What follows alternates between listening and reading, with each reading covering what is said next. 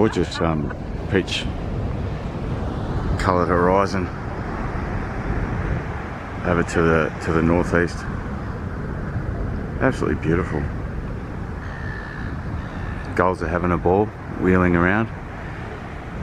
It's a threatening looking morning down here at Kingston Beach today, but no less beautiful for that, really. A little bit breezy, very cold. Oh, speaking of very cold, there's always one, gang. Oh, I admire the commitment. They say it's good for you, the shock to the system, the cold shock. I have yet to experience it, but I'll take the words of the expert on that one. Just walking along here down the Esplanade. Really lovely memorial, war memorial for our veterans. And yeah, very stormy looking, but you know, we'll wait and see. I'm optimistic, gang. I'm optimistic. Going to head up to the ebb and flow in a minute.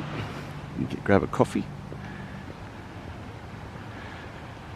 See on the southern point of Kingston Beach around there, the walkway around to Bronia Beach, which is an absolutely gorgeous beach.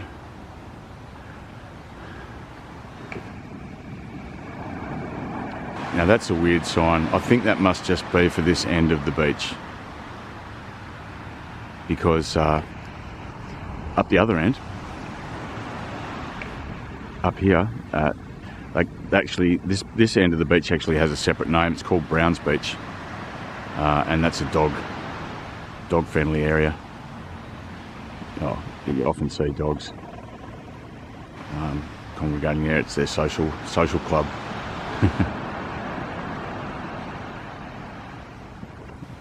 West over towards Mount Wellington.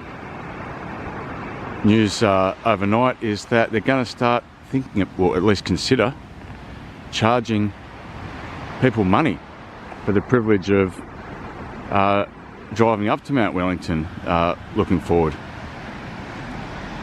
The figure sort of been thrown around is $20 maybe either per person or car, just because I don't know if they're trying to discourage people from going up, because it's when you go up there, trying to park is a nightmare. It's not the most accessible road. It's a little bit of a shaky drive, especially when the weather's really setting in cold and hard. But yeah, tourist numbers are just huge, and so the government's contemplating putting a toll on visits to the mountain. We shall see if that eventuates or not.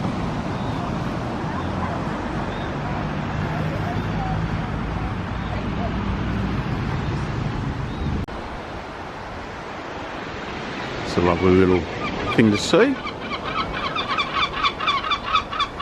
Someone's left these 3 beautiful canvases on the bench. Fruity Aiden.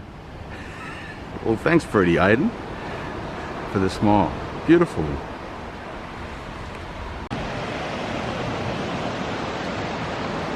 And so friends, the World Cup rolls on as these round robin games of the early stage continue, and some interesting results over the last few days worth talking about. First of all, the most amazing one easily is the Spain game against Cape Verde, gang. Cape Verde, right? It's like 600, little tiny island, 600 kilometres off the west coast of Africa, gang. And like population, I believe, like 5 women, a couple of men, you know, a handful of goats. They held Spain to a 0-0 draw. Absolutely amazing. Thrilling game. Spain, who are favourites for the World Cup this year, of 2026. And they just did such a fantastic job. Spain worth, you know, X amount of $1 billion for their whole side. Cape Verde, you know, probably buy a cup of coffee with their combined paycheck, right? But yeah, 27 shots they kept out. 27 shots, in their goalie, gang, 40-year-old, it's turning into the tournament of the old men so far. He was just absolutely outstanding. I mean, his mother, he was saying, his mother couldn't even afford the visa to get over to the country to watch him play. And he just kept Spain out along with their amazing side. They just did such a great team effort, and it's just like, these are the sort of games where it just makes you want to hug everyone around you. Just really, it's just, I know something really life affirming and warm-hearted about a result like that. So that was magic.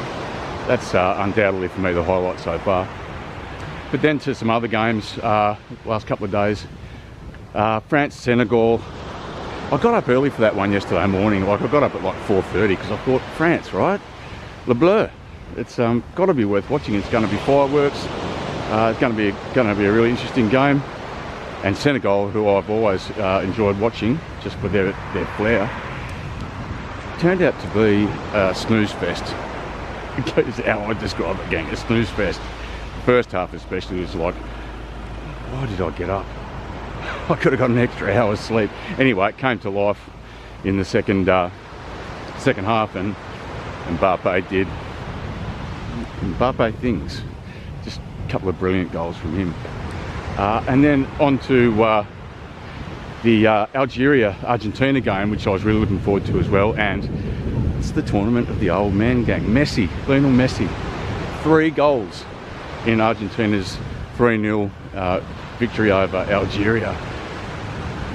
The guy's 38 years old, and he's just conserves his energy, plays smart, and just has that magic one touch. He knows how to finish, he knows how to score. And now the most scoringest, if that's a word, goal scorer in World Cup history. So just fantastic to see that. The other game this morning that I got up for just before I came out was England and Croatia. And Croatia, of course, semi-finalists just a couple of World Cups ago. And that was looking to be an England game. England. Like, disappointments. Like, you look up disappointment in the dictionary. England in the World Cup is what it says, right? Just perennial, could have been, should have been, didn't. And you know, they won, put it that way. And Harry Kane, like Mbappe, like Messi, you know, these are the guys that were talked about as being leading goal scorers in the World Cup, golden boot sort of material, and those 3 guys delivered in their first games. And England very, very comfortable win over Croatia really in the end. The last thing I wanted to mention, I've come to the end of the road here, gang. This is the little inlet where Browns River runs down from the mountain and meets Kingston Beach, little dog park. The last thing worth mentioning is that yesterday also was interesting for the fact that all 4 games, for the first time in 68 years, ended in a draw. And which, you know, people, you know, we think of soccer and we think, oh, you know, it's for those that aren't really followers or have an understanding of the beautiful game, they look at it, 0-0 score line. It must have been the most boring thing ever. None of those games were boring.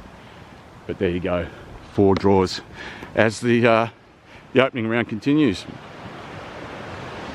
And we look forward to the second games, especially from my point of view, Australia against the United States on the weekend.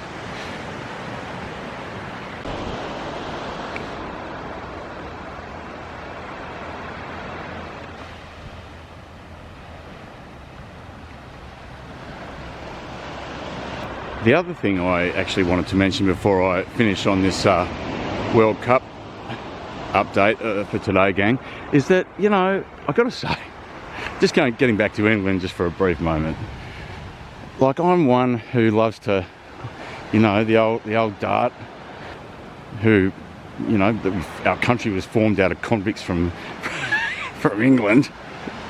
Let's face it, right?